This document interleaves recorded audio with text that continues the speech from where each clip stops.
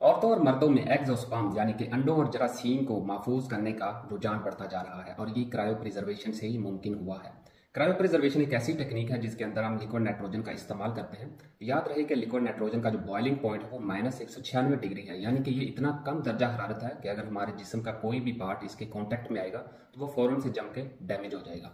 तो liquid nitrogen के अंदर हम अपने बायोलॉजिकल सैंपल, जिसके अंदर ब्लड सैंपल है, स्लेवा सैंपल है, डीएनए वगैरह है,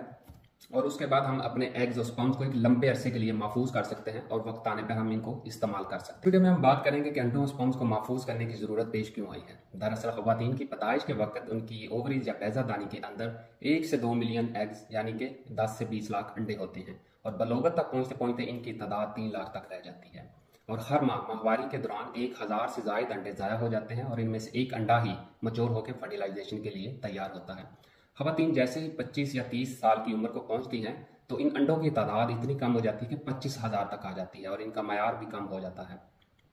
जैसे ही खवातीन 40 की उम्र को क्रॉस करती हैं तो ये तादाद कुछ हज़ार तक ही रह जाती है और इनका मयार इतना गिर जाता है कि हामला होने के इम्कानात भी कम हो जाते हैं। इसके बरक्स अगर मर्दों में देखा जाए तो स्पर्म की पैदावार उम्र के बढ़ने से कम नहीं होती। अलबत्ता उम्र के बढ़ने की वजह से जो इसकी क्वालिटी है उसके अंदर कमी आती है, यानी कि उसकी जो मोटेलिटी है, उसकी मूवमेंट है, हरकत है, वो कम हो जाती है और उसके अंदर जो डीएनए की क्वालिटी है वो लो हो जाती है, जिसकी वजह से जो बच्चा पैदा करने की सलाहियत है वो कम हो जाती है जैसे ही हम 40, 45 या 50 की उम्र को क्रॉस करते हैं। आजकल लोगों में बढ़ता हुआ करियर का रुझान, जॉब की तलाश या अच्छे पार्टनर का इंतजार या फिर किसी कैंसर जैसी मुहलिक बीमारी में मुब्तला होने की वजह से लोग इस तरीके को अपनाते हैं। खवातीन के अंदर हार्मोन्स या मेडिसिन की मदद से अंडों की पैदावार को स्टिमुलेट किया जाता है और उसके बाद उनको एक माइनर इन्वेसिव सर्जरी के थ्रू बाहर निकाल लिया जाता है और लिक्विड नाइट्रोजन में महफूज कर लिया जाता है। इसके बरक्स मर्दों में मास्टरबेशन के थ्रू स्पर्म्स को निकाल लिया जाता है, उसके अंदर से जो अच्छी क्वालिटी के मोटाइल स्पर्म होते हैं उनको अलग करके लिक्विड नाइट्रोजन में महफूज कर लिया जाता है। और बाद में जब आपको लगे कि अब सही वक्त है बच्चे पैदा करने का, फैमिली बनाने का, तो आप अपने महफूज किए हुए